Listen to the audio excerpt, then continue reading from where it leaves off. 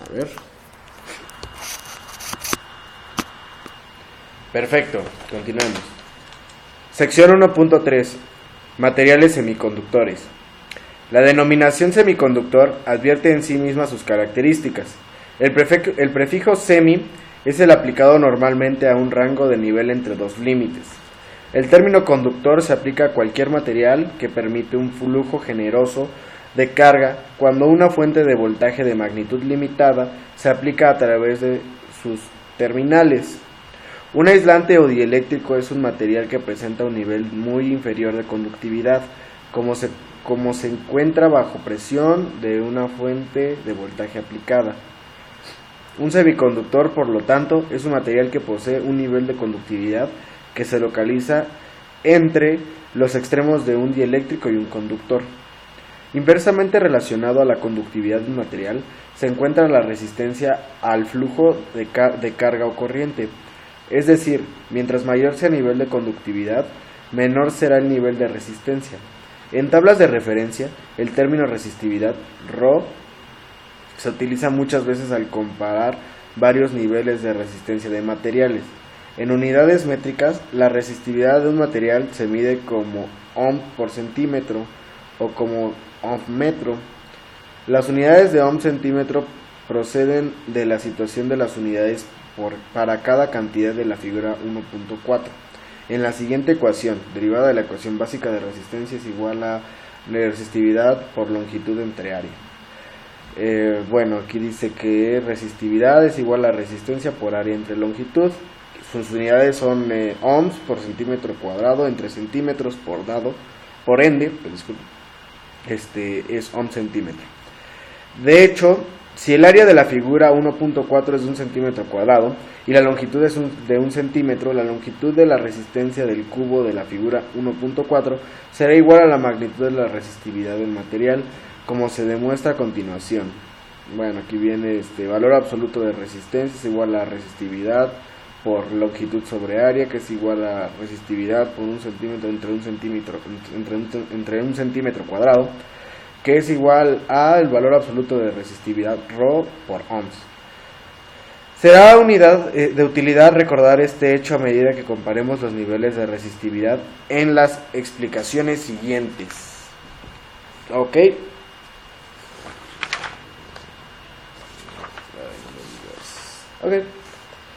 Perfecto.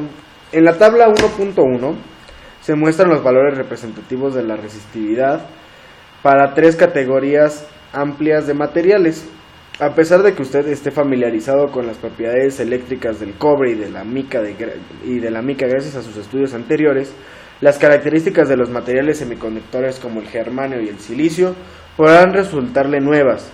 Como usted verá en los siguientes capítulos, estos no son los únicos dos materiales semiconductores.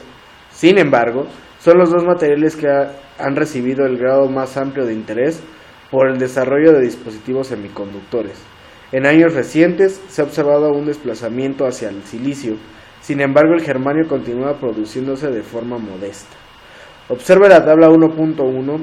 En la tabla 1.1 el enorme rango de valor entre el material conductor y el dieléctrico para el caso del material con una longitud de 1 centímetro con área de 1 centímetro cuadrado. Son 18 lugares los que lo separan del punto decimal entre un número y el otro. Existen numerosas razones que explican la tensión que ha recibido el germanio y el silicio. Una consideración especial es el hecho de que pueden ser fabricados hasta llegar a un grado de pureza muy alto.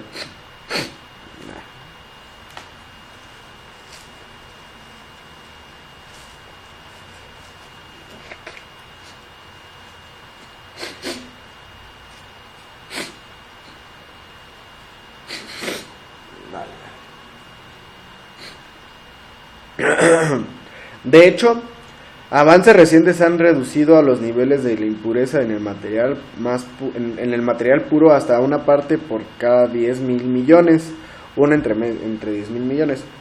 Cualquiera podría preguntarse si realmente es necesario un nivel bajo de impureza.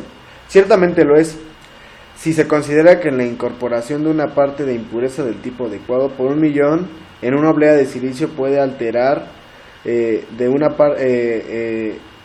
puede alterar este material para convertirlo en un conductor deficiente de electricidad a un buen conductor de ella. Obviamente, cuando hablamos del medio semiconductor, estamos tratando de un espectro nuevo en cuanto a niveles de comparación.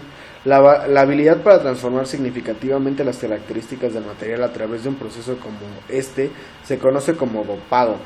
Y esta es otra de las razones por la cual el germanio y el silicio han recibido mayor atención.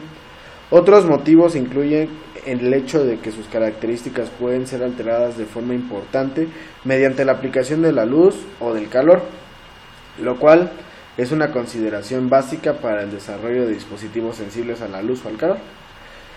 Algunas de las características únicas del germanio y del silicio se mencionaron antes. Son el resultado de su estructura atómica. Los átomos de ambos materiales organizan un patrón bien definido que por naturaleza es periódico, es decir, se repite continuamente. Un patrón completo se denomina cristal y el arreglo periódico de átomos se denomina red. Para el caso del germanio y del silicio, el cristal representa la estructura tridimensional del diamante de la figura 1.5. Cualquier material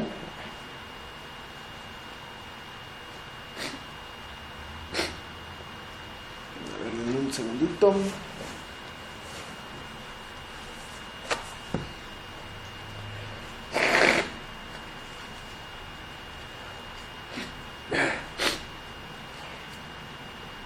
Cualquier material compuesto únicamente de estructuras cristalinas repetidas del mismo tipo se denomina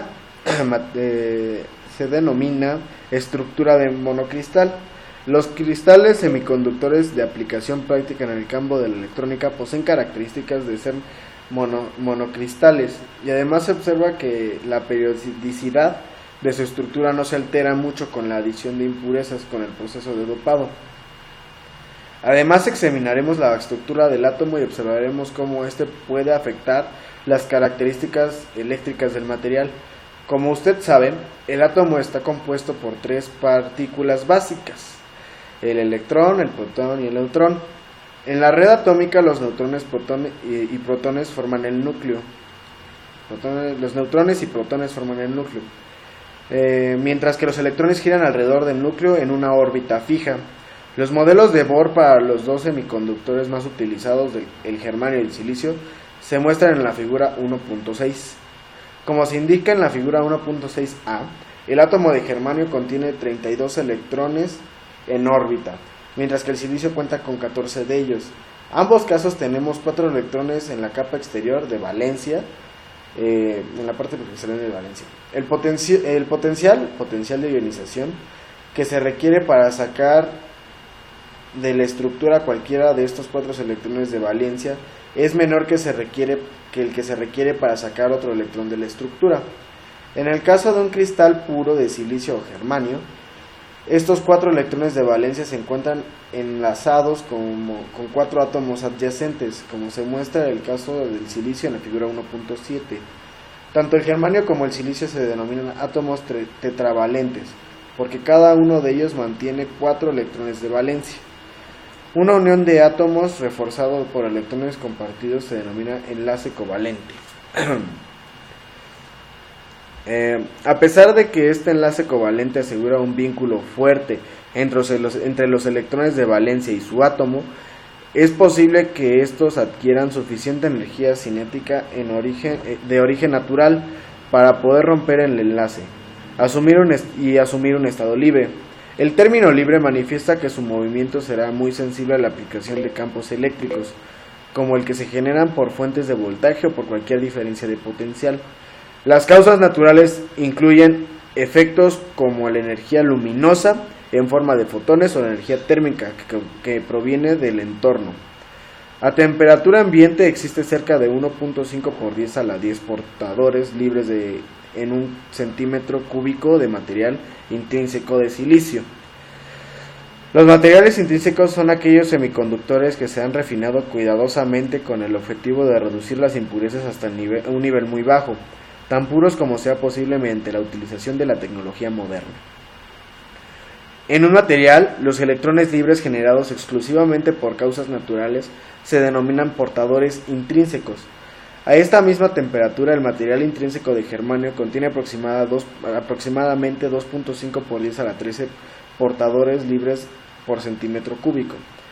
La proporción de portadores libres en el germanio comparada con el silicio es mayor que 10 a la 3, lo que podría indicar que el germanio es mejor conductor a temperatura ambiente. Esto puede ser cierto, sin embargo, ambos materiales se consideran conductores deficientes en estado intrínseco. Observe la tabla 1.1 que la resistividad también difiere en una proporción de 1000 a 1 y que para el silicio es mayor. Por supuesto así deberá ser, ya que la resistividad y la conductividad se encuentran inversamente relacionadas.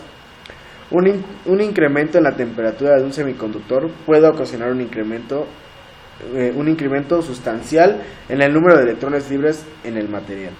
A medida que la temperatura se eleva desde el cero absoluto, 0 Kelvin, un número mayor de electrones de valencia absorbe energía térmica, suficiente para romper el enlace covalente y volverse parte del número de portadores libres, como se describió anteriormente. El incremento en el número de portadores incrementa el índice de conductividad, con lo que ocasiona un nivel de resistencia menor. Materiales semiconductores como el germanio y el silicio presentan una reducción en la resistencia cuando se incrementa la temperatura. Se dice que tienen un coeficiente de temperatura negativo. Probablemente usted recuerde que la resistencia de la mayoría de los conductores se incrementa con la temperatura. Esto se debe al hecho de que el número de portadores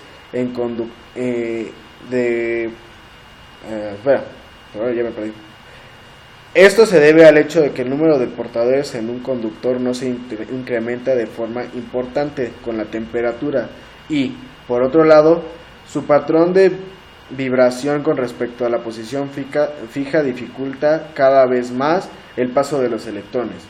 Por lo tanto, un incremento en la temperatura ocasionará un nivel mayor de resistencia y un coeficiente de temperatura positivo.